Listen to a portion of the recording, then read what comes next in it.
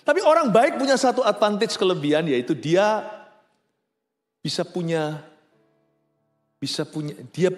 dia bisa membawa orang-orang itu ke gereja. Atau dia bisa, doanya nggak akan ditolak. Kalau orang jahat mau mendoakan Anda, yang pernah zolimi Anda mau doakan, ngapain lu doa? Kembalikan dulu uangku. Ngapain doain untuk aku? Tapi kalau orang itu memiutangi budi kepadamu, orang itu baik hati dan tidak pernah memperlakukanmu secara tidak adil, tidak pernah menyalahi Anda, namun demikian selalu jadi berkat, belum lagi jadi jawaban. Sekalipun dia agama berseberangan dengan Anda, kalau Anda berkata, boleh nggak Bapak saya doakan, orang akan sungkan dan berkata, silakan. Disitulah Roh Allah akan bekerja. Orang baik itu punya satu advantage. People cannot say no to you.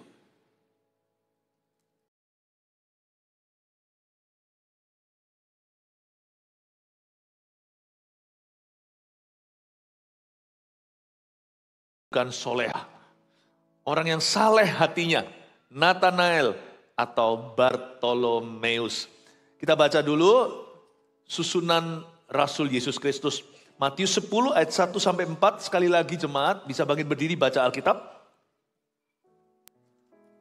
Sorry ya, duduk berdiri duduk. Matius 10 ayat 1 sampai 4 kita baca bersama. Yesus memanggil ke-12 rasul 1, 2, 3. Yesus memanggil ke-12 rasul muridnya dan memberi kuasa kepada mereka untuk mengusir roh-roh jahat dan untuk melenyapkan segala penyakit dan segala kelemahan. Inilah nama ke-12 rasul itu. Pertama, Simon yang disebut Petrus, dan Andreas saudaranya, dan Yakobus anak Zebedeus, dan Yohanes saudaranya, Filipus, dan Bartolomeus, Thomas, dan Matius pemungut cukai, Yakobus anak Alfeus, dan Tadeus, Simon orang Zelot, dan Yudas Iskariot yang mengkhianati dia. Terima kasih, silakan duduk. 12 rasul Yesus Kristus ini kita semua tahu, tapi kita nggak hafal ya kan? Nama-namanya, tahu nggak di antara 12 rasul itu ada berapa pasangan kakak beradik? Ada beberapa, Petrus, Andreas, Yohanes, Yakobus. Ada 2 Yakobus loh di dalam golongan ini. Yakobus saudaranya Yohanes, kokonya Yohanes itu anak Zebedeus, lalu ada Yakobus anak Alfeus. Tapi ada satu yang namanya Bartolomeus, tapi nanti di cerita Injil ada seorang namanya Nathanael yang dibawa sama Filipus ketemu Yesus. Nathanael itulah Bartolomeus. Jadi jangan bingung ya, ini orang yang sama. Bartolomeus adalah Nathanael. Nathanael adalah Bartolomeus. Beberapa rasul-rasul Yesus Kristus kurang dibahas, kurang dijabarkan. Bukan berarti mereka tidak penting, tetapi dunia ini nggak cukup kalau mau nulis semua sejarah gereja mula-mula. Kalau kita tulis semua perbuatan Yesus, gak ada library perpustakaan yang bisa menampungnya. Saya sebagai seorang siswa sekolah teologi, saya lulus tahun 96. Selama saya belajar teologi, saya belajar banyak dari sejarah, tradisi gereja. Hari-hari ini saya refresh lagi memori saya selidiki dan pelajari 12 murid-murid Yesus ini. Interesting loh, mereka masing-masing itu betul-betul mewakili kita. Semua orang-orang kudus di perjanjian baru ini dikit banyak diwakili oleh salah satu, salah dua, salah tiga di antara mereka. Pasti ada. Nah, Bartolomeus ini mewakili orang-orang yang baik hati. Pernahkah Anda merasakan untuk membawa orang baik ke gereja itu susah? Tahu nggak? Agama Kristen itu, agama Kristen bukanlah agama yang punya umat yang terbaik. Karena di dalam kekristenan ada kasih karunia. Orang jahat pun diterima. Tetapi mereka yang percaya hukum karma tahu kalau sana nggak baik, nanti lahir lagi jadi Hello Kitty. Jadi ada yang namanya ketakutan. Motifnya fear. Ada pula yang mengajarkan kebaikan sampai pada taraf jalan aja harus sapu-sapu di depan para pendeta mereka. Supaya jangan sampai menginjak semut di depannya yang fanatik begitu. Kalau mau sungguh-sungguh ikuti agama tersebut, Anda harus ikuti letter luck. Karena mengajarkan kebaikan sampai taraf bertapa sampai mati bahkan. Sebenarnya agama apapun kita nggak akan bisa mumpuni masuk standar. Makanya itu agama tidak bisa menyelamatkan. Karena Anda tidak akan pernah cukup suci. Tapi orang Kristen jangan justru meremehkan kesucian yang diberikan sebagai kasih karunia. Dibeli dengan darah anak domba. Sedangkan agama lain aja misalnya mereka pakai masker bukan jauh sebelum pandemi. Supaya jangan sampai nggak sengaja menghirup hewan yang halus, yang lembut misalnya yang terbang. Misalnya itu loh nyamuk atau apa. Lalu masuk ke dalam hidung kita lalu meninggal dunia. Kalau kita mau sungguh-sungguh menghayati agama, hayatilah terlek. Tidak akan bisa satupun selamat. Sungguhan. Semua agama mengajarkan kebaikan iya. Tapi jalan keselamatan hanya Tuhan. Tuhan Yesus Kristus. Tapi, jadi semua orang itu sebaik apapun jahat. Ya. Karena kalau dibandingkan dengan sang baik, nggak ada orang baik. Tapi kalau kita saling membandingkan antar manusia, ada orang yang lebih baik.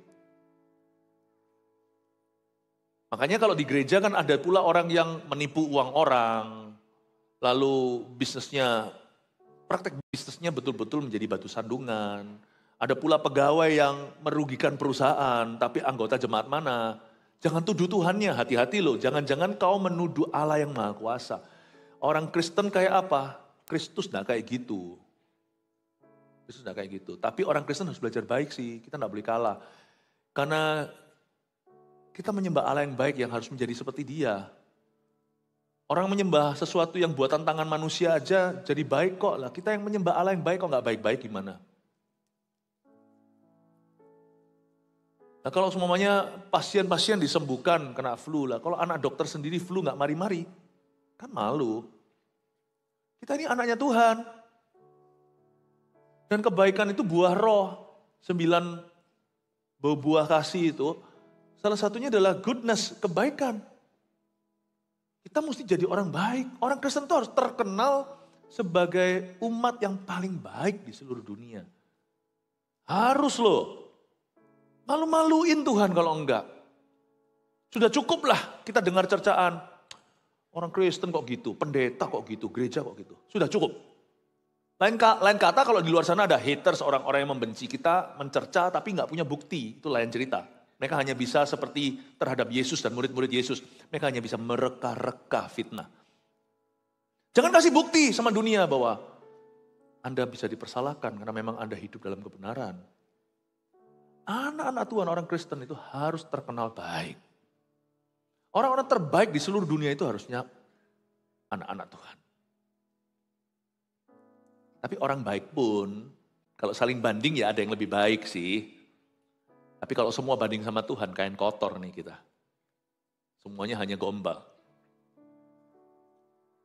Jadi orang baik pun perlu bertobat. Perlu bertobat, karena orang baik juga orang berdosa. Tapi saya akan tunjukkan the advantage atau kelebihan orang baik. Sekarang kita baca dulu satu cerita di ayat yang berbeda. Yohanes 1 ayat 46 sampai 51 saya akan bahas. Seorang murid Yesus yang terkenal baik sekali.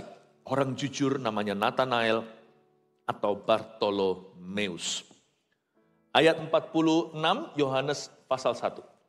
Kata Nathanael kepadanya. Copot bentar ya.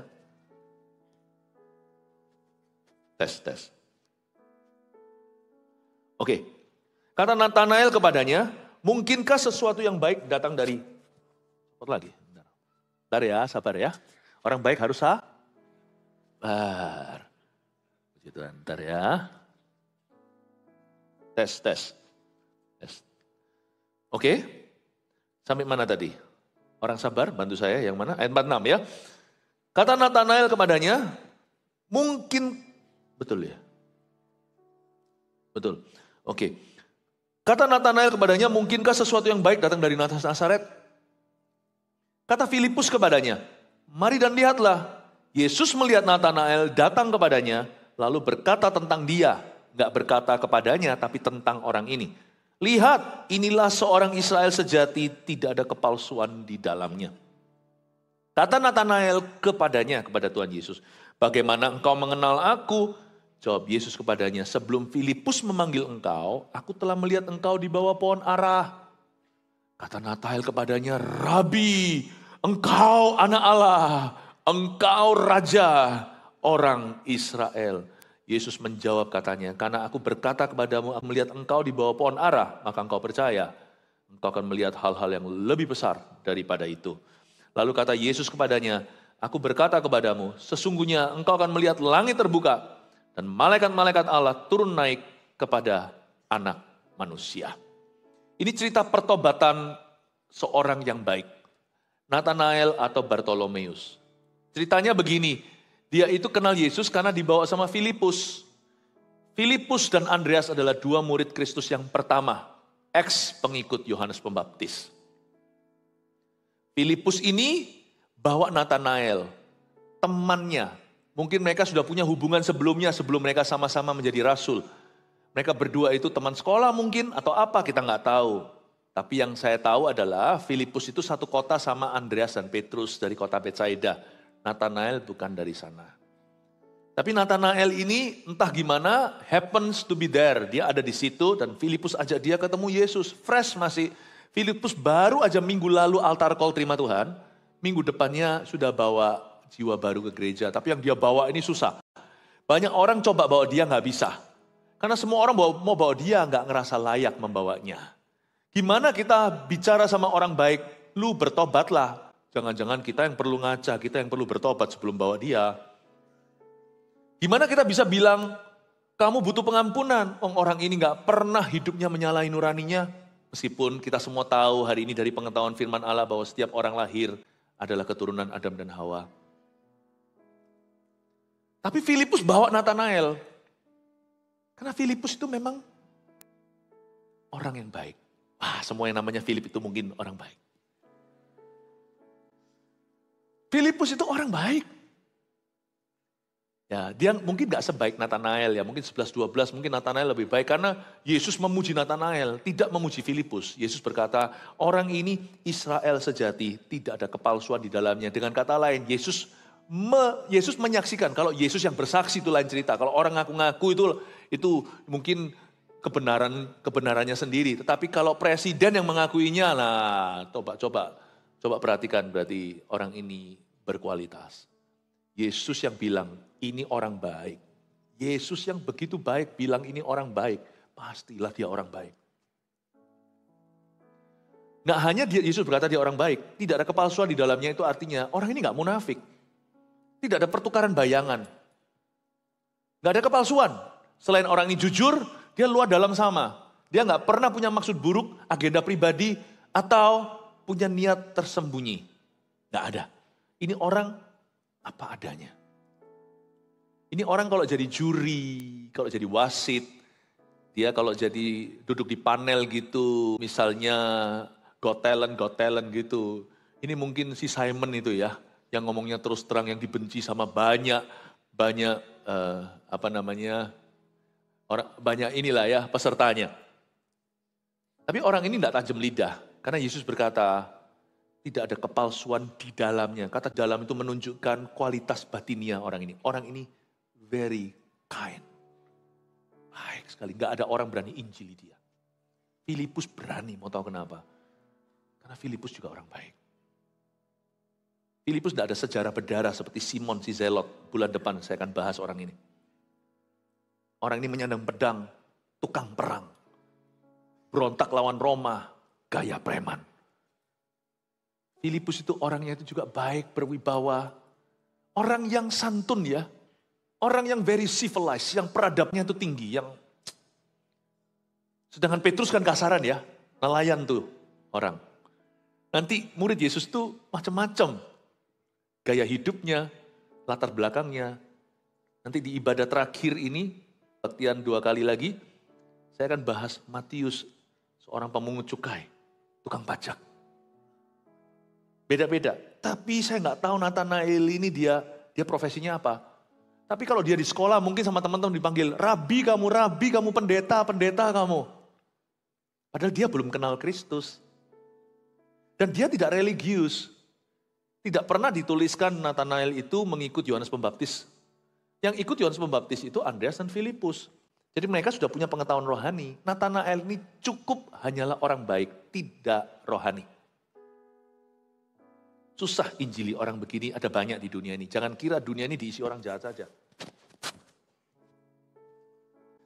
Saya orang sabar, tapi saya butuh mikrofon yang lain. Oke.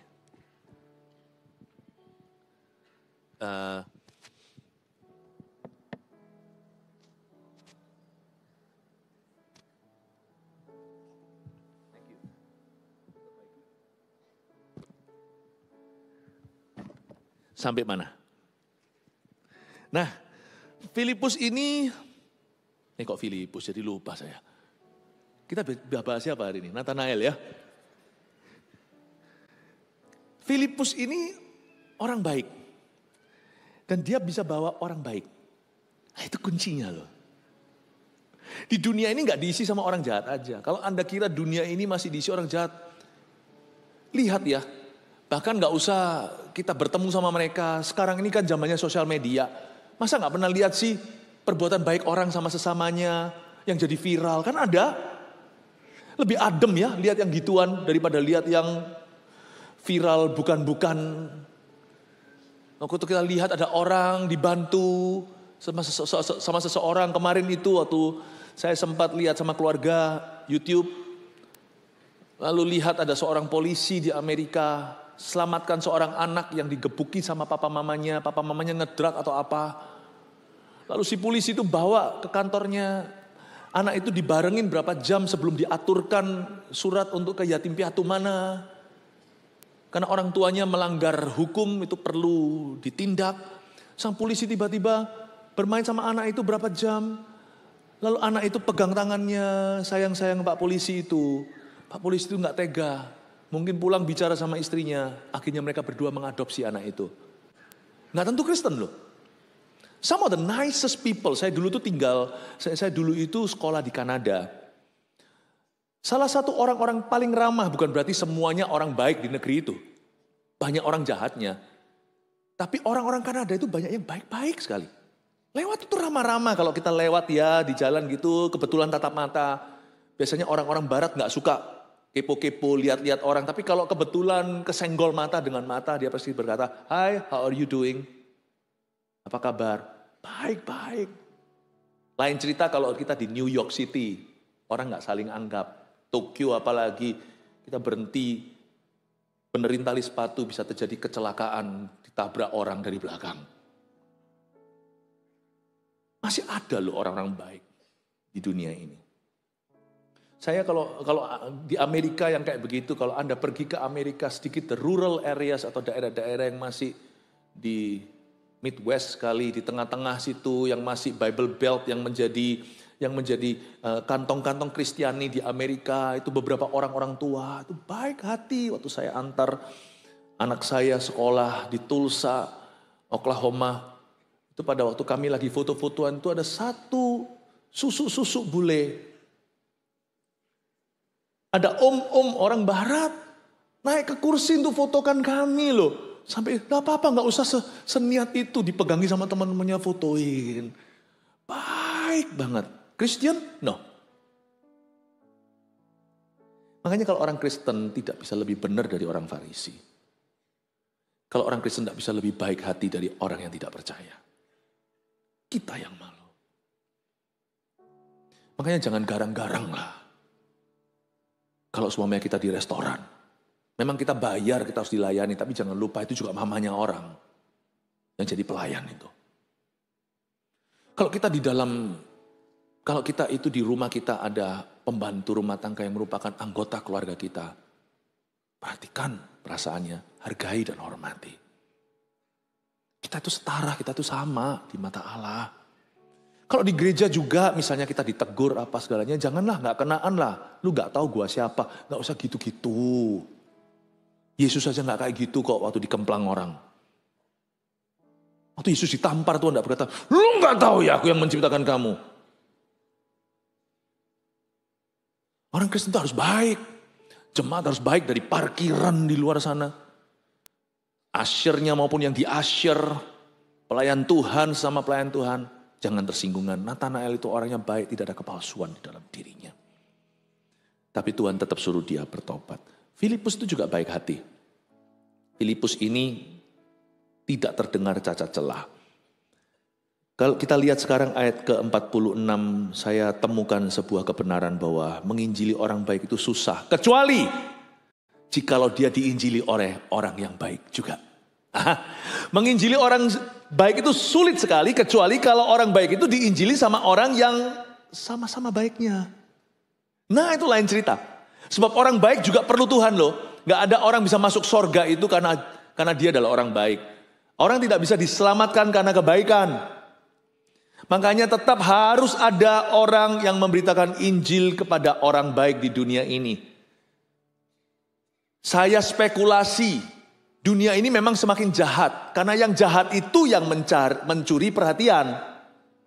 Sebenarnya di bumi ini masih lebih banyak orang baik daripada orang jahatnya. Sungguhan. Sungguhan. Waktu saya ke Tulsa itu saya masih ingat, saya lihat kiri kanan banyak orang baik. Waktu saya kemana-kemana saya lihat orang baik di mana-mana. Di Indonesia juga banyak orang-orang baiknya. Baik-baik loh. Pastor Philip tidak pernah lihat dunia. Siapa bilang?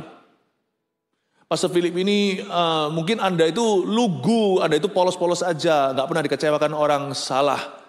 Saya dikecewakan orang bolak-balik. Cuman saya menolak menjadi makhluk trauma.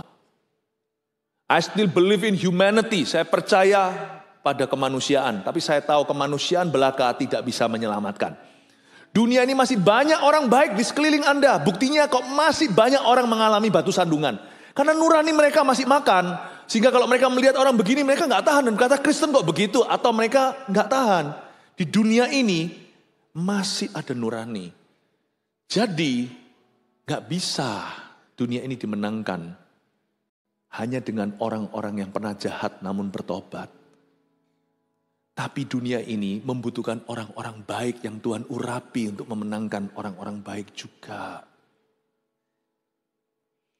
Saya pahami, saya pelajari di ayat 46 bahwa menginjili orang baik itu susah kecuali ada orang baik yang kenal Tuhan yang tuntun mereka. Ayat 47. Kata Filipus kepadanya, kan Nathanael seolah-olah menolak. Dia berkata, mana mungkin dari Nazaret ada yang baik? Nathanael ngomong sejujurnya, gak mungkin lah, bukan dia menghina. Karena memang sebagai orang Israel sejati, dia tahu bahwa Nabi tidak ada dari Nazaret. Tidak lengkap Filipus memberitakan Injilnya. Karena Yesus itu dibesarkan di Nazaret, tapi Yesus itu anak Bethlehem. Kalau di Alkitab Perjanjian Lama, Bethlehem itu mengeluarkan Mesias. Itu sudah dalam nubuatan. Gak pernah di Alkitab dikatakan Nazaret, dari Nazaret keluar Mesias.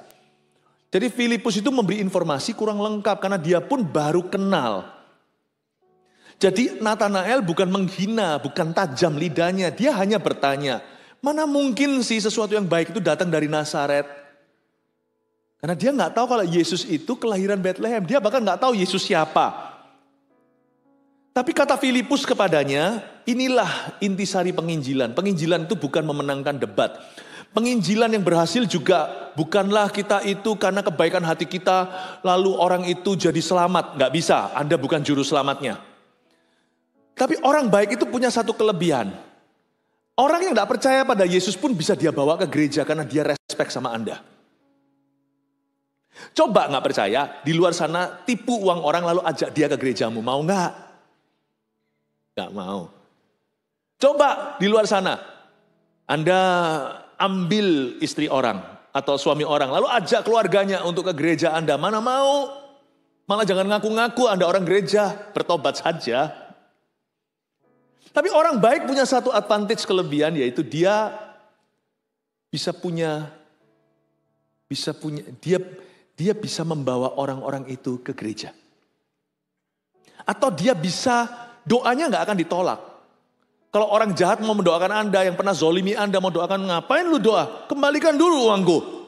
Ngapain doain untuk aku? Tapi kalau orang itu memiutangi budi kepadamu, orang itu baik hati dan tidak pernah memperlakukanmu secara tidak adil, tidak pernah menyalahi Anda, namun demikian selalu jadi berkat, belum lagi jadi jawaban. Sekalipun dia agama berseberangan dengan Anda, kalau Anda berkata, boleh enggak Bapak saya doakan, orang akan sungkan dan berkata silakan. Disitulah Roh Allah akan bekerja. Orang baik itu punya satu advantage, people cannot say no to you. Dia kan tidak bisa bilang tidak pada Anda. Tapi orang yang suka ngutang kanan kiri, waktu dia butuh sungguhan, gak ada yang buka pintu. Tapi kalau orang ini gak pernah, masa sih? Kalau misalnya orang itu buka mulut dan berkata, aku pinjem aja sehari ini, anakku butuh susu. Itu nanti akan rebutan antri di rumahnya itu 2 blok. Kamu butuh apa lagi? Kamu butuh apa lagi? Karena aji mumpung kapan lagi orang ini butuh, orang ini gak pernah ngutang kanan kiri malah memiutangi. Orang kayak begini diserbu sama dunia dengan kebaikan. Di dunia ini ada yang namanya baik, kebaikan yang dibalas dengan kebaikan itu ada. Makanya itu tetap usahalah jadi orang baik, jangan jadi orang jahat. Jangan mentang-mentang kita diampuni, kita punya kerajaan kasih karunia atau anugerah, lalu kita bisa semena-mena terhadap sesama manusia, atau kita bisa sembrono hidup. Jangan menabur yang salah. Amin Bapak Ibu Saudara. Warisan yang baik yang bisa kita turunkan ke anak cucu kita adalah apa? Nama baik papa mamanya. Percayalah, kalau Anda punya nama baik, anak Anda pasti bisa sekolah. Sekalipun kalau Anda tidak mampu menyekolahkannya. Sekalipun jika papa mamanya meninggal dunia sekaligus pun, misalnya dalam sebuah kecelakaan jangan terjadi. Tapi omong kosong jika kalau ada semacam itu kejadian, anak cucumu tidak akan terlantar. Sebab orang akan membayar hutang budimu ke anak-anakmu. Usahakan jadi orang baik. Usaha kita tidak dari luar lagi, karena sudah dari dalam. Orang yang dalam Kristus yang punya Roh Kudus itu, kebaikan itu sudah alamiah muncul dari dalam dirinya, jangan dilawan. Karena itu buah roh, saudaraku. Zaman ini dunia kebalik. Kiri jadi kanan, kanan jadi kiri, nggak bisa membedakan tangan kiri dari tangan kanannya. Semua orang itu mau menunjukkan, I'm bad. You know I'm bad, you know it, I'm bad. Siapa yang nyanyi itu ya? Michael Jackson ya. I'm bad, born to be bad, born to be wild. Nggak tahu tanda-tandanya apa itu semuanya. Keren gitu loh. Izinkan saya masuk sesuatu yang lebih abu-abu ya. Tapi pahami bahwa pendirian saya teguh. Kalau belum jangan, tapi kalau sudah, ya sudah berhenti sampai situ. Tuhan menerimamu dan Tuhan bisa memakaimu apa adanya. Orang kalau hatinya itu sudah diisi kebaikan, gak kepingin tato. Sungguhan, gak kepingin. Pastor Philip tato alis gimana? Udah jangan masuk ke beauty lah.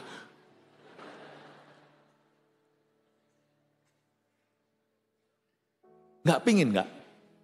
Karena tato itu kan untuk ditunjukkan sesuatu, memang seni lah. Sorry, saya gak mau berdebat. Tapi gak mungkin kepingin. Kalau belum jangan. Kalau sudah, ya sudah. Cukup jangan tambah koleksinya. Ya. Gak pingin. Karena kita gak kepingin apa? Kita gak kepingin. Kalau cowok nih ya lain cerita. Saya coba subjektif ya. Ini bukan Tuhan berkata. Kita ngobrol aja nih. Kalau cowok. Saya gak kepingin. Kalau saya gak pingin nunjukkan I'm tough, I'm strong. Mengintimidasi. Saya gak perlu ditato apa-apa. I'm fine to be clean. Gak apa-apa. Sorry, tiba-tiba saya melihat orang-orang mulai turunkan.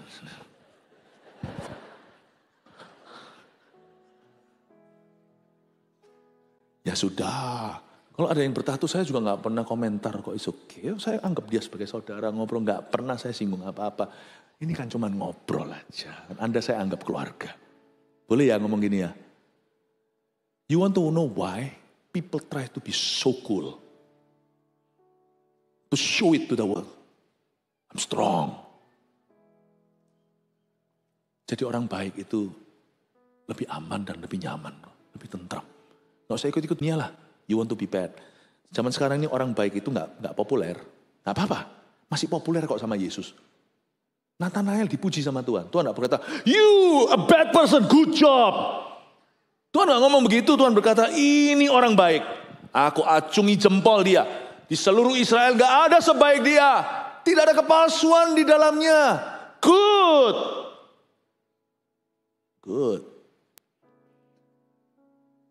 Karena itu jadi anak muda di rumah. Gak usah ikut-ikut teman-temanmu memberontak, baru keren. Itu gak keren. Sebab orang baik jadi jahat itu gampang. Karena kita sudah bakat alam Adam dan Hawa. Orang jahat jadi baik itu yang susah. Kalau you sudah baik, stay baik. Gak usah ikut memberontak. Keren, teman-temanku memberontak, semuanya backstreet. Gak usah gitu.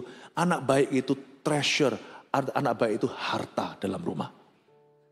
Kalau Anda punya orang tua yang baik, hargai. Papa gak keren. Temennya papaku loh, mobilnya berapa.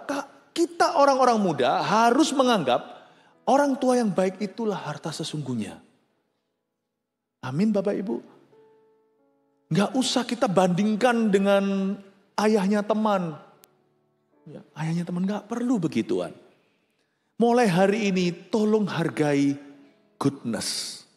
Seperti Yesus menghargai Nathanael. Hargai kebaikan. Kalau Anda punya suami yang baik, sekalipun dia gak seperti be one me one. Siapa? Hormati dan cintai dia. You have a good husband. Dia bukan kaya raya. Dia mungkin tidak seperti drama Korea. Mungkin dia tidak seromantis itu. Anda bisa ajari pelan-pelan. Ya yang romantis dikit dong pap. Gak apa-apa. Tapi jangan Anda komplain dan mengeluhkan. Kalau Anda punya suami yang baik. Itu treasure dari Tuhan. Anda punya istri yang baik. Itu treasure dari Tuhan. Anda kalau punya pemimpin yang baik. Hargai itu saudaraku. Susah carinya, jangan bandingkan karisma. Kalau Anda punya, misalnya di atas ini, Anda punya CGL, pemimpin kelompok sel, ntar belasan ribu akan datang nanti dari mancanegara semuanya kumpul di sini, super conference akhir bulan. Kita doakan, kita dukung. Pemimpin yang baik itu mana cari? Kalau mereka tanggung jawab, week in, week out, setiap minggu mereka selalu bertanggung jawab, selalu muncul dalam kesibukan pada mereka itu kerja sama orang. Tapi Selasa selalu tiba dan siapkan dulu lebih awal lalu kita doa sama-sama. Meskipun dia gak bisa berkhotbah seperti pengkhotbah itu atau pengkhotbah ini. Hargai dan bertumbuhlah di bawah kepak sayapnya. Bertumbuhlah. Karena Allah berkenan pada kebaikan. Dan karena pemimpinmu itu tanggung jawab baik, tidak jatuh, tidak skandal. Dan dia mengusahakan yang terbaik, dia puasa loh buktinya itu. Gak kelihatan kan, kelihatannya hanya CG. Tapi dia persiapkan di rumah. Senin dia puasa padahal mesti kerja. Puasa untuk siapa? Puasa untuk seseorang yang bukan daging dan darahnya. Yaitu Anda dan saya. Lalu siapkan nyanyian ejreng-ejreng dengan gitarnya yang pas-pasan. Dia ikut pelajaran gitar yang diadakan oleh Kukuredo. Dia masih bisa 2 kunci, padahal gitar itu butuh 4 kunci untuk memainkannya. Yang lainnya kunci kasih karunia, kunci K. Nyanyilah, ikutlah nyanyi, sekalipun dia bukanlah PAW yang gimana. Dia bukan GMS Live, ikut nyanyi, nyembah Tuhan ada di sana karena Tuhan berkenan. Pemimpinmu itu baik dan bertanggung jawab. Anda pasti akan bertumbuh, doamu pasti dijawab di bawah pelayanannya. Jangan bandingkan gembala sidang Anda dengan siapa? Oh, di sini saya gembala sidangnya. Bandingkan, tidak apa-apa. Nah, bercanda. Jangan bandingkan. If you have a good pastor, I'm not speaking about myself. Saya nggak bicara tentang diri saya sendiri. Saya mau beritahu ya, Pastor Hyo ini yang selalu menjaga Anda. Tiap minggu selalu ada di sini. Ini Pastor Hyo ini orang yang sangat baik. Saya tidak asal memuji. Saya mengenal beliau dari sejak beliau masih sekolah. Tapi Pastor Hyo ini baik. Saya lihat salah satu alasan kenapa Tuhan menumbuhkan GMS Surabaya Barat di sini.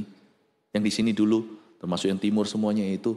Karena adanya pengaruh daripada orang seperti ini. Kalau Nathanael di antara kita mungkin yang paling layak dapat gelar Bartolomeus itu mungkin Pastor Yohanes ini. Welcome home ini. He's a good man. He's a very good man. He's a good leader. He's a good pastor. Saya mau beritahu pada Anda bahwa Tuhan tidak menumbuhkan jemaat karena bagusnya khotbah hari Minggu. Sungguhan. But because there is a good leader watching after God's flock. Tuhan tidak menumbuhkan gereja itu dari khotbahnya sehebat apa. Tuhan itu menumbuhkan karena ada pemimpin yang baik. Yang selalu berjaga-jaga atas domba-dombanya. Saya bersyukur bukan hanya untuk Pastor Hyo.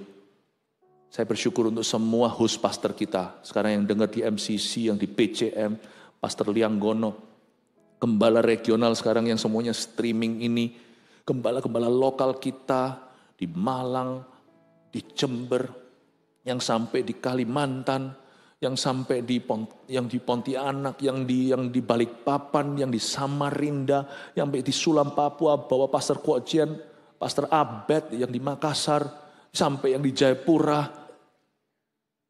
Saya mau beritahu, please respect, love dan cintai semua hamba-hamba Tuhan yang baik yang ada di atasmu itu, yang tidak skandal, tidak jatuh, tapi sungguh-sungguh mendoakanmu siang malam dan memberimu makan rohani dan mengkonselingimu serta memperingatkan Anda jikalau Anda ke jalan yang salah. Hargai mereka, kasih tepuk tangan untuk mereka semuanya. Ketua-ketua, bahkan gak hanya semua yang full timer, yang volunteer sini. Ada juga yang volunteer pengusaha seperti Andrew. Tapi lebih banyak di gerejanya sekarang daripada di kantornya sendiri. Orang baik yang menangani volunteer leader. Yang kayak gini loh membuat Tuhan itu berkenan. Dan Tuhan akan berutang apa-apa sama kamu. Apa yang kau berikan pada Tuhan. Tuhan sudah memberikan itu lebih dulu sehingga kita bisa memberikan pada Tuhan hari ini semua dalam rupa pelayanan. God is good. Hargai orang di sebelah kanan kirimu itu. Mereka yang berbaik hati, mungkin ada yang mengalah kursi. Bapak ibu saudara, sudah waktunya kita menilai kebaikan dengan harga yang lebih tinggi. Please jangan remehkan. Sebenarnya hero pahlawan di dunia ini banyak pahlawan yang tidak dinyanyikan.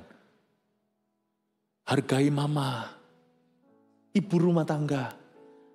Bapak ibu saudara, kalau kita melihat ayat ini saya jadi mengerti bahwa orang baik itu adalah karunia dari Allah. Ayat 48, kata Nathanael kepadanya, bagaimana engkau mengenal aku? Berhenti di situ.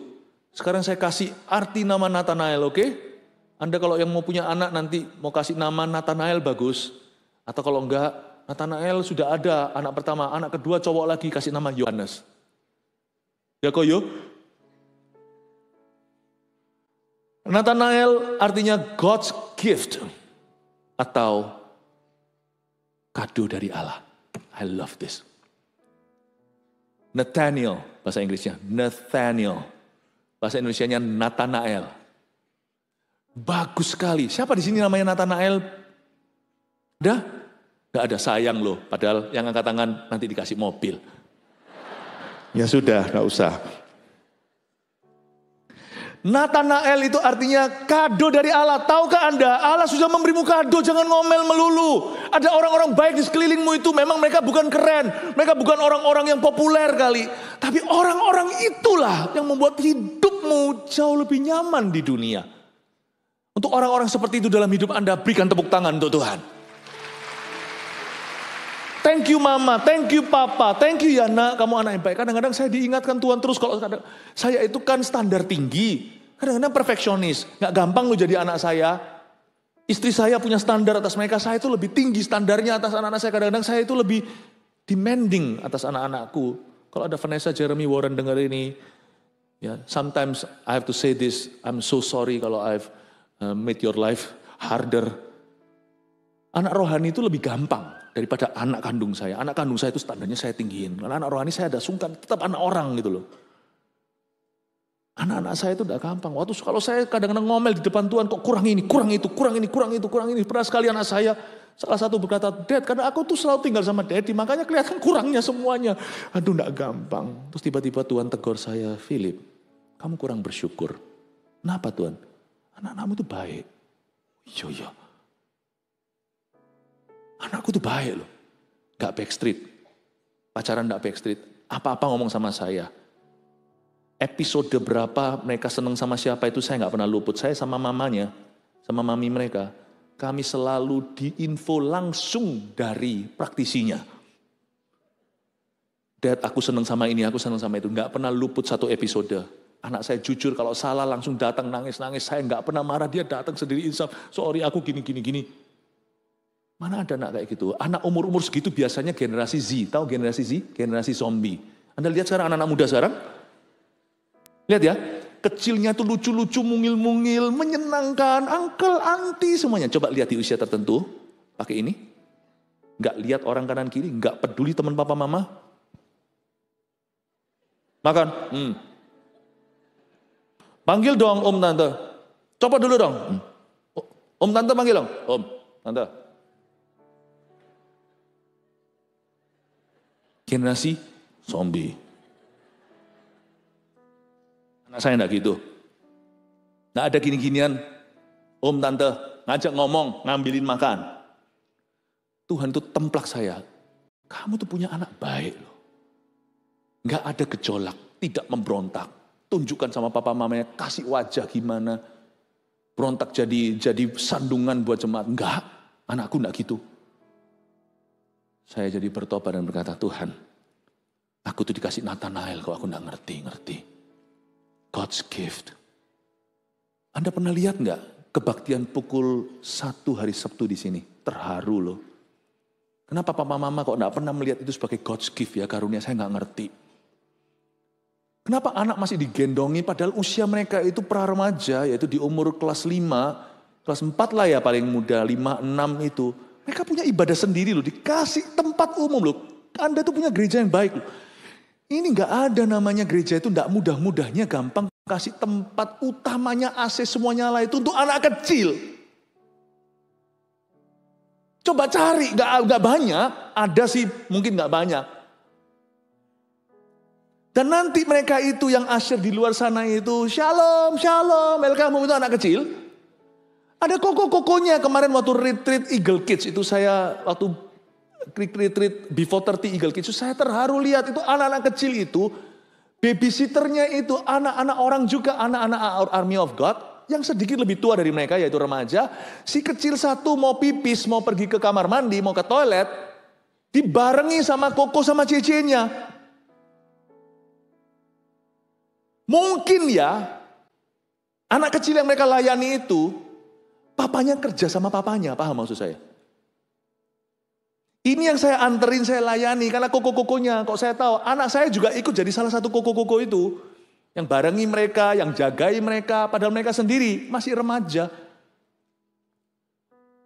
Mungkin juga siapa tahu dia anterin layani, itu pipis lama-lama ditunggui, padahal itu papanya kerja sama papa dia.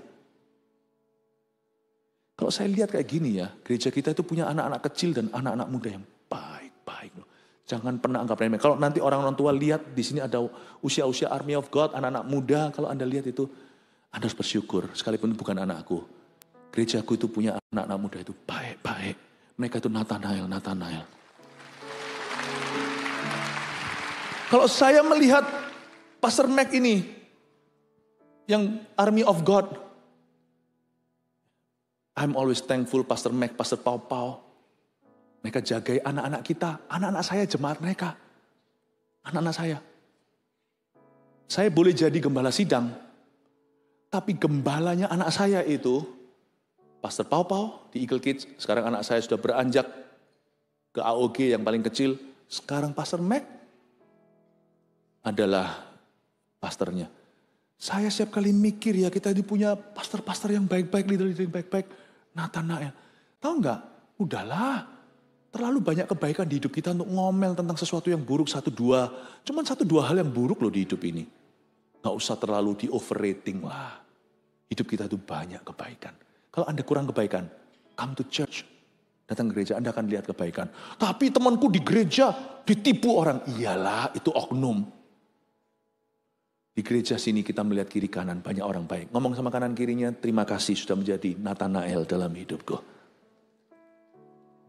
Berikan tepuk tangan untuk Tuhan Yesus. Kata Nathanael kepadanya, bagaimana engkau mengenal aku? Jawab Yesus kepadanya, sebelum Filipus memanggil engkau, aku telah melihat engkau di bawah pohon ara. Nah, ada kalimat Nathanael yang menarik sekali. Dia berkata, bagaimana engkau mengenal aku? Profetik sekali. Orang baik yang hanya bersandar pada kebaikannya, tidak punya Tuhan, hampa hatinya. Tapi orang Kristen yang lahir baru, kebaikan bukan sebagai sifat, tapi sebagai buah roh yang mengenyangkan hatinya. Itu keluar dari kebaikan Allah di hidupnya. Karena itu Nathanael kebaikannya itu kosongan. Ini teh kosong ini namanya. Sehingga dia berkata, bagaimana engkau mengenal aku? Terekspos, terbukalah hatinya yang hampa. Ketika Yesus berkata, ini orang Israel, gak ada kepalsuan di dalamnya. Nathanael berkata, do you know me? Why am I here? Orang baik pun punya pertanyaan ini. Cuman menembus tembok kebaikan itu butuh orang baik lainnya yang buka engsel-engselnya. Do you know me? Apakah engkau mengenal aku? Why am I here? Kenapa aku di sini? Tell me the purpose of my life. Beritahu kepada aku tujuan hidupku. Lalu habis itu Yesus berkata, sebelum Filipus memanggil engkau, aku telah melihat engkau di bawah pohon ara. Langsung dagunya seperti jatuh ke tanah. Disinilah orang baik diperhadapkan dengan perkara supranatural. Kata Nathanael kepadanya, Rabi. Rabi masih biasa, guru itu sapaan seperti boksu, Pak Pendeta. Tapi berikutnya ini keselamatan orang baik itu. Hari itu Yesus memanggil seorang yang baik untuk bertobat. Jangan lupa loh, buah pengetahuan itu yang baik dan yang jahat. Orang baik juga perlu bertobat dari dosa mula-mulanya.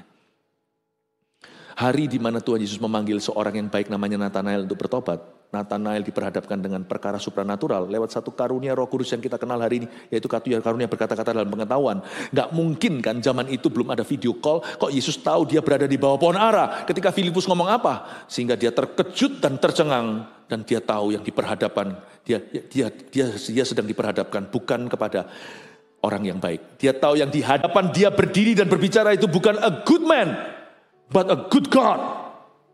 Bukan manusia yang baik, tapi Allah yang baik. Makanya dia berkata, Rabi, engkau anak Allah. Kalau orang Yahudi bilang, you are the son of God, itu berarti dia berkata, you are God. Engkau Allah. Engkau Allah, engkau Raja. Orang Israel. Hari itu orang baik ini bertobat dari ketidakpercayaan dan menjadi pengikut Tuhan. Namanya Nathanael. Roma 10 ayat 9 dan 10, setiap orang baik maupun orang jahat harus melalui fase ini untuk bertobat. Untuk bisa kenal Yesus. Sebab jika kamu mengaku dengan mulutmu bahwa Yesus adalah Tuhan dan percaya dalam hatimu bahwa Allah telah membangkitkan dia dari antara orang mati, maka kamu akan diselamatkan. Spesifik ya, bukan kebaikanmu, tapi berita Injil, intisarinya Yesus mati untuk dosa kita, Yesus bangkit lagi, naik ke sorga. Itu bukan lagi di level goodness, tapi gospel. Bukan lagi di level kebaikan, tapi Injil. Kerajaan Allah. Ayat 10. Karena dengan hati orang percaya dan dibenarkan, dan dengan mulut orang mengaku dan diselamatkan. Saya waktu bertobat tahun 92, yaitu 31 tahun lalu, saya tidak pernah mengucapkan yang disebut the sinner's prayer. Hari ini dalam KKR itu dipopulerkan lewat KKR misalnya Billy Graham. Sinner's prayer itu adalah doa terima Tuhan. Simple sih, biasanya begini, Tuhan Yesus suruh ngikuti. Tuhan Yesus, saya orang berdosa, saya mengaku dosa saya bertobat, ampuni aku percaya Yesus mati bagi dosaku. Yesus bangkit pada hari ketiga, masuklah dalam hatiku sebagai Tuhan dan Juru Selamatku. Dalam nama Yesus, lalu diikuti, dalam nama Yesus, amin, amin. Betul. Itu adalah bakunya seperti itu. Tapi setiap orang yang mengucapkan itu cuma asal-asalan ikut-ikutan juga percuma. Itu harus diucapkan dengan mulut tapi keluar dari hati. Saya dulu gak ngerti sinner's prayer karena di gereja yang tidak menekankan hal itu. Tapi altar call diberi. Waktu altar call diberi saya masih ingat. Itu minggu di mana saya mau bunuh diri. Saya bukanlah Nathanael. Saya bukan Nathanael. Meskipun nama saya sama dengan salah satu rasul yaitu Filipus. Saya ini lebih kayak Simon Zelot. Saya ini lebih orang yang hidup dalam kekerasan. Oke? Jadi saya tidak merasa Nathanael ini khususnya inspirasi untuk saya. Karena saya tidak beranjak sebagai orang baik dulu. Waktu saya kecil dulu saya nakal. Saya dewasa remaja, saya berantem melulu musuh sejagat raya. Jikalau ada di sini yang pernah saya pukul dulu satu sekolah sama saya, maafkan saya sebesar-besarnya. Saya begitu, makanya itu pada waktu saya bertobat, pengakuan saya adalah pengakuan orang jahat. Tapi orang jahat, orang baik harus lewati Roma 10, 9, 10. Tidak bisa kau lewatkan. Pengakuan saya seperti apa? Saya maju ke depan, saya masih ingat waktu altar call. Dan saya mengalami perkara supranatural, saya nggak tahu cerita Paulus, tapi tiba-tiba ada sinar terang. Di balik sinar terang itu saya dengar suara audible, itu suara manusia. Itu bukan suara pendeta, karena saya sudah berada dalam sebuah trance. Dan suara itu bicara, aku Yesus, aku mencintaimu. Dan pengakuan saya yang menyelamatkan hari itu ini. Kalau Yesus saya sudah tahu dari dulu, karena saya sudah ke sekolah minggu. Itu saya menangis, saya nggak pernah nangis sebelumnya. Saya pakai nangis segala, padahal saya nggak pernah. Saya ini keringat, air mata saya itu tidak ada zaman dulu itu. Saya nggak bisa nangis punya. Waktu saya nangis, saya berkata, I'm a sinner. Saya ngomong sama Tuhan di depan tata itu. Aku orang berdosa. Orang kayak aku gini, deserves mati. Ingat ya, minggu itu saya mau bunuh diri. Gak jadi, cerita panjang, Tuhan gagalkan. Dan saya berkata, orang seperti aku ini patut mati. Saya ngomong sama Tuhan, bunuh aku saja. Aku tidak layak hidup. Tapi Tuhan anggap itu bukan kata-kata kasar atau keras. Tuhan anggap itu penyesalan saya. Cuman saya ini gak ada jalan keluar. Jadi suara itu bicara sekali lagi, 31 tahun lalu. Tidak pernah bicara gitu lagi sama saya. Saya akan pegang itu sampai saya mati. Dia berkata, dengan bahasa Inggris waktu itu, berkomunikasi dengan saya dengar suara begini, no, but live for me. Tidak, hiduplah untuk aku. Nah itu hari keselamatanku. Pengakuan orang jahat, aku ini kotor Tuhan, I'm filthy. Nah Tuhan itu bisa bicara segala bahasa. Tuhan bisa bicara bahasa Jawa, bahasa Sunda. Cuman hari itu memang kan saya sekolah di sana, jadi saya sehari-hari ngomongnya pakai bahasa Inggris. Tuhan ngomongnya begitu sama saya ngerti. Tuhan ngerti bahasa hatiku, Tuhan mengerti bahasa lokalku waktu itu. No, live for me, saya sembuh. Hari itu saya lahir baru. Waktu saya ajak seorang anggota keluarga, saya nggak usah buka siapa. Waktu untuk kenal Tuhan, ini orang baik, susah untuk saya bawa kenal Yesus. Tapi suatu hari saya bicara di meja teh gitu, ngobrol dan saya berkata, orang yang pernah dikecewakan orang Kristen, pertanyaannya sederhana. Loh, kalau memang Tuhan baik, kenapa orang Kristen gitu? Saya cuma dikasih Tuhan satu hikmat waktu ngomong sama seorang kerabat. Orang Kristen bisa gitu, tapi Tuhan Yesus tidak begitu. Lalu beliau melihat saya dan berkata, saya percaya. Itu keselamatannya. Ini orang baik. Gak pakai kata-kata saya, aku ini kotor, bunuhlah aku. Karena dia orang baik. Tapi ini pengakuan dosa, itu juga pengakuan dosa. Saya percaya, berarti saya ngalah, berarti saya kalah. Tuhan yang benar, saya yang salah.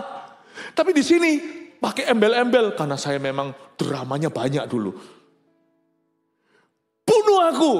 Tapi bagi Tuhan kedengarannya sama.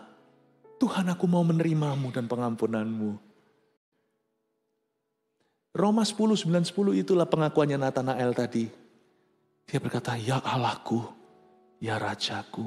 Kalau Petrus, oh heboh Petrus. Dia pegang kaki Yesus dan berkata, enyahlah daripadaku, aku orang berdosa. Tuhan bilang, sekalipun mau enyah, lah kamu pegangi kakiku le. Gimana enyahnya? Ingat toh cerita si Petrus itu nangkep banyak ikan, lalu dia sadar bahwa ini adalah Tuhan. Petrus itu penuh dengan drama kayak saya. Nathanael itu lebih stabil. Orang stabil juga perlu terima Tuhan loh. Gak semua orang itu kalau bertobat itu nangis-nangis sampai mengerang-ngerang, gak tentu. Ada seorang profesor almarhum jemaat kita. Terima Tuhannya itu tiba-tiba dengar khotbah lalu dia taruh percaya padahal gak pernah mau terima Yesus secara pribadi. Langsung menerima. Tapi ada orang yang nangis-nangis. Itu bedanya orang baik, orang jahat. Dua-dua butuh keselamatan. Tapi lebih susah yang orang baik, tahu gak? Sedangkan dunia ini lebih banyak orang baik, berarti dibutuhkan penginjilanmu Bapak Ibu.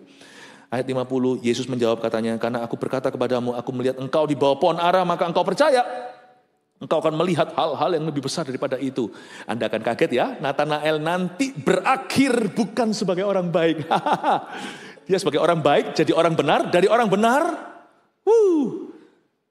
Nathanael adalah seorang hamba Tuhan yang terkenal dengan satu julukan, Man of Miracles. Ini enggak kita bisa dapat dari Alkitab. Ini harus dari tradisi dan sejarah gereja. He is called a man of miracles. Kok bisa ya? Karena Yesus sudah nubuatkan, kamu tak beritahu gitu aja, kamu percaya. Kamu nanti suatu hari akan melihat hal-hal yang lebih besar daripada itu. Lalu kata Yesus, kepadanya, ayat 51, aku berkata kepadamu, sesungguhnya engkau akan melihat langit terbuka dan malaikat Allah turun naik kepada anak manusia seperti tangga Yakub. Tuhan berkata, aku akan tunjukkan perkara supranatural. Tuhan itu senang sekali memakai orang baik dan di-upgrade sama Tuhan. Sekarang mari kita bicara sedikit tentang operasi plastik. Yang ibu-ibu pasti senang ini. Jikalau operasi plastik itu bermula dari wajah yang sudah cantik, jadi cantik ya kan? Tapi kalau ini bukan body shaming karena saya tidak menunjuk siapa-siapa, tapi kalau mukanya itu ngejazz, tidak klasik, klasik pun tidak, bossa nova, dangdut ke segala arah. Depan itu belakang, belakang itu depan. Gak lucu kan? Kalau bawa ini ke depan, depan ini ke belakang kan gak kan sulit ya. Dokter gigi pun tahu, mau kasih kawat itu kalau sudah ada fondasi lebih baik. Pol-polnya maksimal 60% bisa berubah, misalkan gak ada bisa 100%. Lain cerita orang operasi plastik, dia sudah cantik. Meskipun tetaplah Korea bisa buat magic. Paham maksud saya ya? Kenapa Tuhan suka upgrade orang baik jadi orang berkuasa? Karena nggak perlu buat banyak kerjaan lagi. Karena doa orang yang benar, bila dengan yakin didoakan, sangat besar kuasanya. Orang itu mau yakin kalau orang itu nggak beres, orang itu jahat. Tuhan itu belum bisa sampai ke level yakin doanya. Beresin orang itu aja forever. Doa orang benar, orang baik, gampang jadi benar. Orang benar itu pasti baik. Doa orang benar itu berarti orangnya pasti baik. Bila dengan yakin didoakan, tinggal yakin aja, mujizat terjadi. Hebat gak? Orang baik itu enaknya gini, tinggal yakin aja mujizat terjadi. Makanya itu doa seorang ibu yang baik hati, gak jauh dari miracle. Tinggal yakin aja. Jangan bersandar pada kebaikanmu, itu gak kemana-mana sih. Kebaikanmu adalah kain kotor lama-lama. Makanya itu seorang papa yang benar, kalau berdoa buat keluarganya, pasti didengar. Kalau papa nggak betul, dia doa untuk keluarganya, Tuhan betulkan dia dulu. Masih ada firmakan jauh. Paham Bapak Ibu? Doa orang benar bila dengan yakin didoakan, sangat besar kuasanya. Makanya saya itu percaya banget sama doanya CGL bagi jemaatnya. Anda nggak perlu kejar-kejar pendeta. Kalau Anda dibawa ke pemimpinan yang jelas, dia berdoa, miracle-nya sama, apalagi kita itu satu roh, satu tujuan. Sekalipun mungkin dia nggak bisa melakukan apalah, doain orang nggak pernah ada yang rebah lah, nggak pernah lihat mujizat yang nyata lah. Tapi kalau dia berdoa buat Anda, mujizatmu akan nyata loh. Jangan remehkan orang baik berdoa untuk Anda. Sungguhan. Tuhan bisa doa, jawab orang jahat nggak? Bisa, tapi itu jadi luar biasa. Lihat itu Ahab, dia berdoa, Tuhan jawab tuh, dia puasa, Tuhan jawab dia. Tapi kalau orang baik berdoa, saya dengarkan. Saya itu kalau didoakan siapa? Saya lihat dulu orang itu portfolionya. Bukan lihat hebatnya, saya kasih nilai kebaikan. Kalau orang itu orang yang benar dan baik, dia doa saya diam. So saya tahu Tuhan dengar. Jangan Anda lihat ke karisma, lihat ke buah. Itulah sebabnya setiap hamba Tuhan yang baik dan melakukan tugasnya dengan benar, dia didengar oleh Tuhan. Makanya Tuhan berkata, jangan buat susah pemimpin-pemimpin rohani berjaga atas jiwamu. Karena kamu sendiri yang rugi, kata Ibrani. Tapi biar mereka melakukan dengan sukacita. Bapak Ibu, kalau kita baca dari cerita Nathanael, kita telah belajar sesuatu bahwa orang benar kalau dia sudah baik dan sudah benar, tinggal yakin aja doanya besar kuasanya. Tuhan suka mengupgrade itu. Orang baik tinggal ditambah. Tapi kalau orang baik berhenti sampai sana kebaikannya, dia menolak Tuhan, ya lain cerita, kain kotor dia. Dia adalah orang baik yang sombong. Tapi orang baik yang menerima Tuhan dan memegang teguh pada janji-janji Tuhan. Besar loh kuasa orang itu. Sekalipun orang itu dilihat kok kurang meyakinkan. Kalau Anda mau menilai seseorang, jangan nilai dari karisma, nilai dari kualitas hati dan hidupnya. Anda akan lihat bahwa Tuhan dekat sama orang itu. 3 hal aplikasi yang bisa kita dapatkan dan kita terapkan dari kehidupan seorang Nathanael atau Bartolomeus. Saya akan berikan ini, ya. Lalu nanti setelah 3 poin ini, saya kasih sedikit sejarahnya. Bartolomeus pergi ke negara mana, mati di mana. Pertama, orang baik juga perlu bertobat dari dosa asalnya. Jangan tertipu, orang itu baik kok. Oh no. Anda kalau mau nginjili orang, injili semua, baik dan jahat. Semua pernah makan dari pohon pengetahuan itu, baik dan jahat. Orang baik juga perlu bertobat. Seperti Nathanael dipanggil Tuhan untuk bertobat dari dosa asalnya. Kita semua keturunan Adam dan Hawa. 2. Jadilah orang yang baik supaya bisa injili orang jahat dan orang baik. Makanya orang paling berkuasa di dunia ini adalah orang baik. Karena ngomong sama orang baik dia bisa, ngomong sama orang jahat lebih mempan. Saya nggak mau mendahului bulan Oktober, tapi di Oktober nanti saya akan sampaikan tentang Yohanes. Yohanes di Alkitab ini, Rasul Yohanes, Rasul kasih, itu luar biasa. Itu sampai orang-orang yang mau mengeksekusi dia itu sungkan sendiri nggak tahan, nggak ada yang berani turun tangan. Itu korup semuanya itu, tentara dan perwira Itali itu. Orang-orang Romawi, nggak ada yang berani karena dia mau apa-apain Yohanes itu dia merasa aku loh nggak sebaik dia. Bayangin dia itu misalnya mau dipenggal atau mau diapain, pernah sekali dalam sejarah gereja dikatakan dia dicemplungin dalam sebuah kuali. Kuali itu kuali panas mendidih, itu gaya-gaya Hitler gitu loh. Hitler dulu kan pakai oven gas. Dimasukin itu yang mau masukin dia ke sana aja semua sungkan lempar-lemparan, lu aja. Lah kalau mau dilemparkan gitu Yohanes berkata, silakan enggak apa-apa. Pak permisi ya, saya lempar ke dalam kuali ya. Yohanes berkata, mungkin Yohanesnya seperti, ya enggak apa-apa, welcome home. Ya, enggak ada yang berani. Mau pegang dia nangis, aduh, mau pegang dia ketemplak. Orang baik itu kelebihannya di situ, orang jahat pun segan. Mereka sendiri enggak tentu mau bertobat. Tapi di dekat Anda, mereka akan respect dan berkata, orang ini baik. Oh, ayolah kamu tobatlah kayak ini. Teman-temannya mungkin godain dia, mungkin kerjain dia. Oh, enggak lah, belum lah. Nanti suatu hari aku tobat. Suatu hari kayak dia, saya kayak dia. Tapi tidak ada yang berani apa-apain dia. Mereka cuma saling lempar-lemparan, saling candaan. Tapi di hati mereka tahu bahwa andai aku bisa jadi seperti ini. Tapi aku udah terlanjur. Aku ini mafia.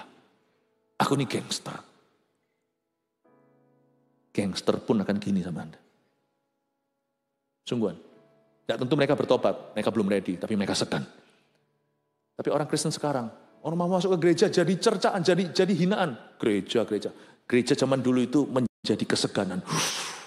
Itu orang-orang suci. Mereka bukan mengatakan ini dengan hinaan, tapi mereka berkata, aku belum siap ke situ.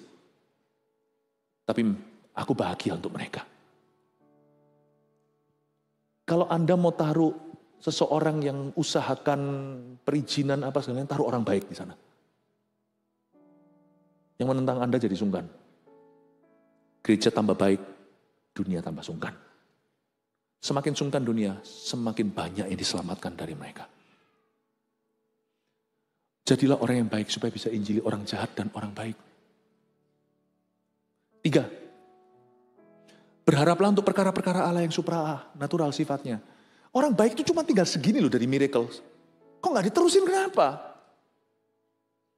Ada orang pernah ngomong gini sama saya. Loh kenapa lo Tuhan kok pakai dia? Pendeta itu jatuh.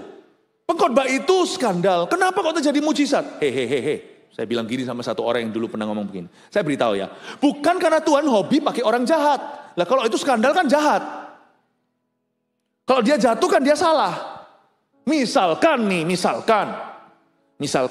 anak saya, anak perempuan, dia itu kesasar. Dia tersesat di sebuah jalan, ternyata jalan itu seperti jalan di Los Angeles, jam berapa jangan masuk. Di sana itu semuanya drug dealer, semua pengedar narkoba, dan semua ada terjadi perang gangster di sana. Waduh, anak saya tersesat di daerah situ, muter-muter gak ketemu. Polisi pun gak berani masuk ke sana. Ada wilayah gitu loh, puji Tuhan Indonesia gak ada. Saya telepon sama teman-teman saya yang baik. Bro, tolong. Aku di Indonesia. Tolong anak saya yang di LA. Tolong ini. Kamu tinggalnya kan gak jauh kan? Waduh, sorry nih lagi pesta.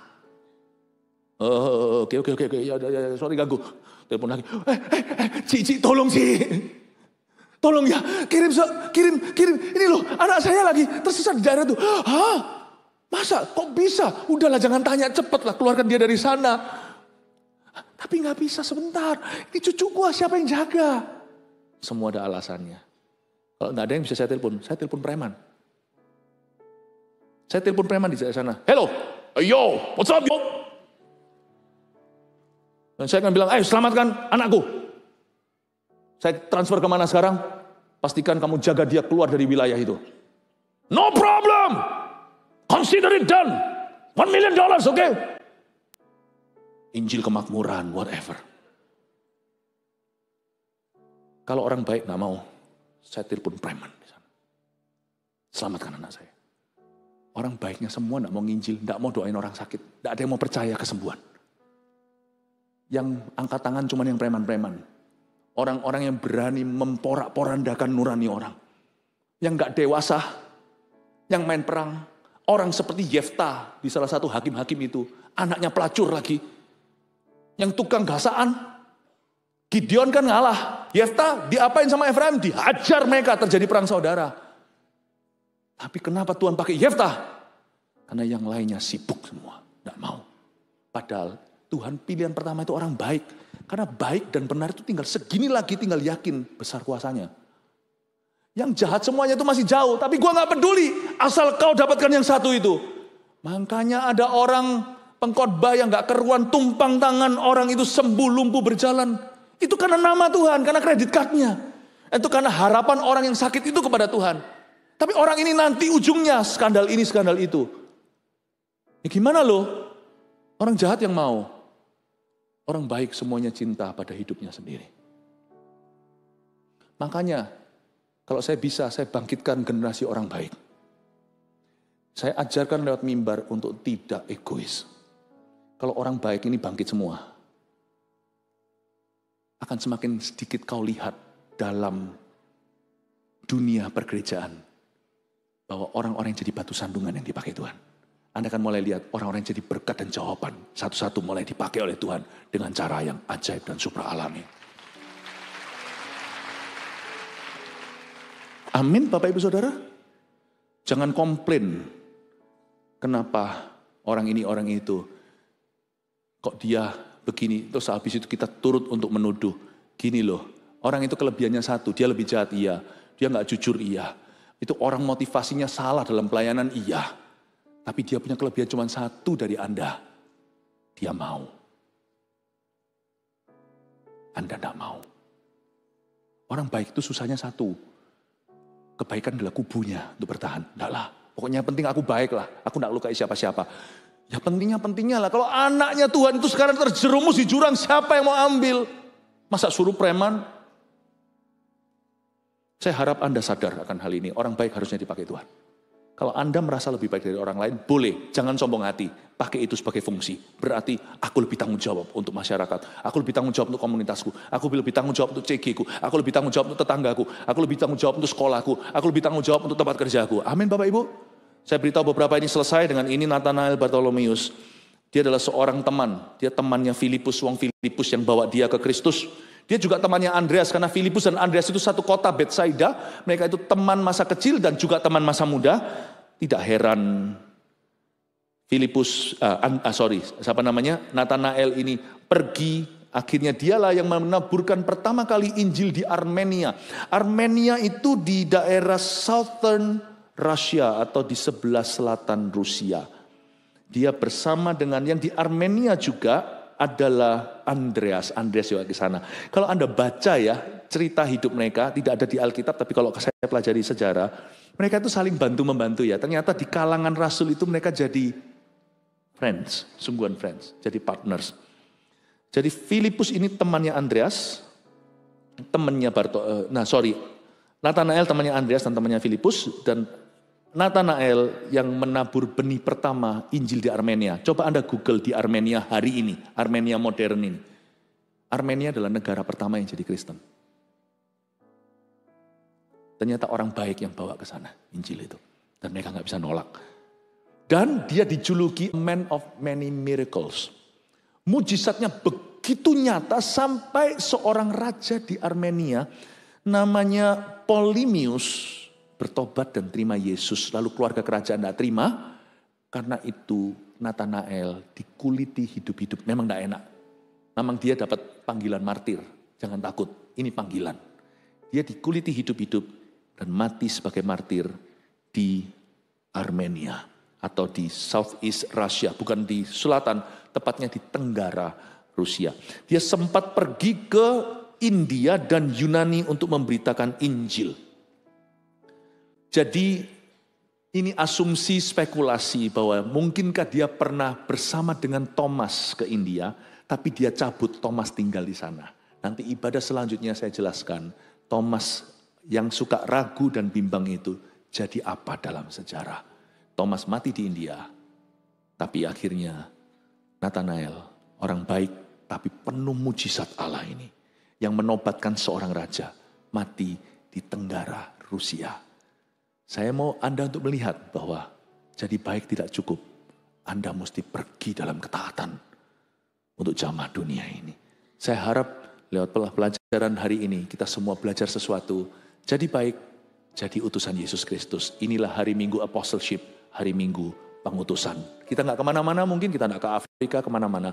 Tapi kita semuanya harus punya hati yang rela pergi untuk Tuhan. Haleluya, amin. Kasih tepuk tangan untuk Tuhan Yesus. Terimalah berkat. Mari kita angkat tangan kita. Dari Allah Bapa yang baik. Dari Tuhan Yesus yang baik. Dan dari Spirit yang baik.